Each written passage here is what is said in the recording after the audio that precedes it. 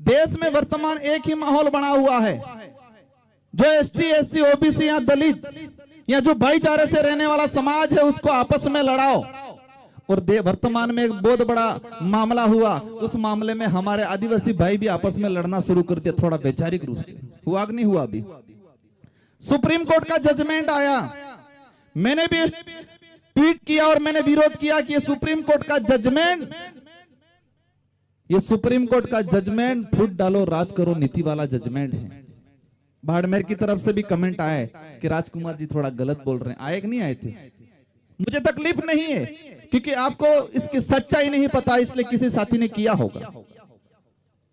वो जजमेंट क्या कह रहा है? वो जजमेंट ये कह रहा है कि कोटे में कोटा करेंगे, क्रीमी लेयर लागू करेंगे।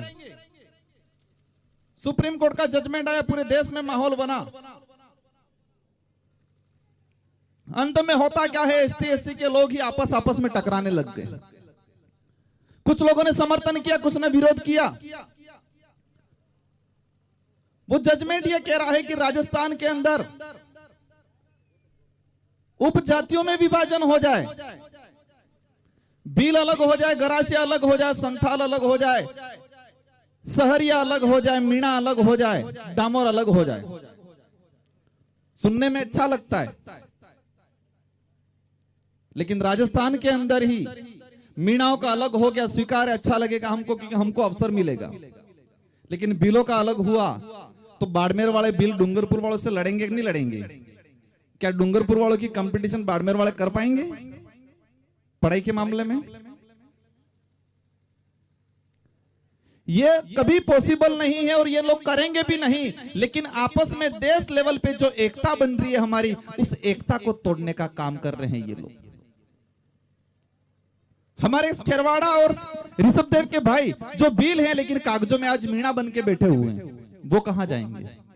हमने लंबे समय से डिमांड कर रहे हैं, मैंने ट्वीट किया था, अगर सच में इस पिछड़े समुदाय को, रेगिस्तान इलाके के पिछड़े हमारे भील भाइयों को रिजर्वेशन देना है, या डूंगरपुर के क्षेत्र को, या शहर या बारा के क्षेत्र को अगर सच में प्रशासनिक सेवा में आपको देना है या किसी भी सेवा में अगर फायदा देना है, तो आपको क्षेत्र के आधार पर बंटवारा करो।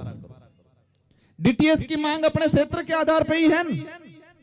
रेगिस्तान इलाके के अंदर रहने वाले ट्राइबलों को अलग से रिजर्वेशन दिया जाए, वहां से लगा के सिरोही तक का इलाका अलग से छटनी कर दिया जाए। इसके अंदर जितने एसटी की संख्या है 12% में से अगर 4% 5% है, 5% अलग कर दिया जाए। वो ठीक रहेगा कि आपस में लड़ने वाला ठीक रहेगा?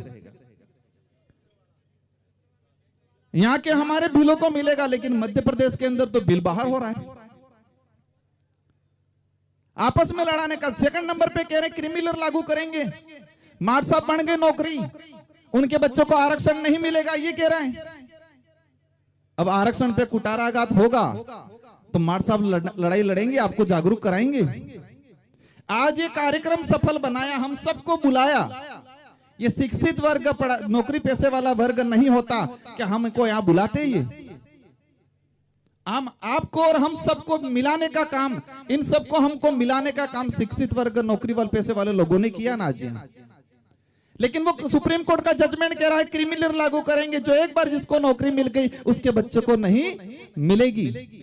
अब मार्ट साहब तो नौकरी लग गए, तो मार्ट साहब इनके बच्चों को क्या बनाने के लिए तैयारी करा रहे हैं? या तो आरएस बनाएंगे, आईएएस बनाएंगे, डॉक्टर बनाएंगे, उसके लिए तैयारी करवा रहे हैं। अब 3rd ग्रेड बन गए, अब बच्चा कुछ नहीं बनेगा।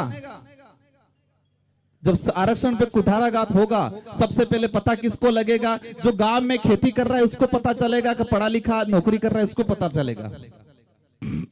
मुझे एक बात बताओ कि जब भी आरक्षण पे कुठाराघात हुआ तो सबसे पहले किसको पता चलेगा?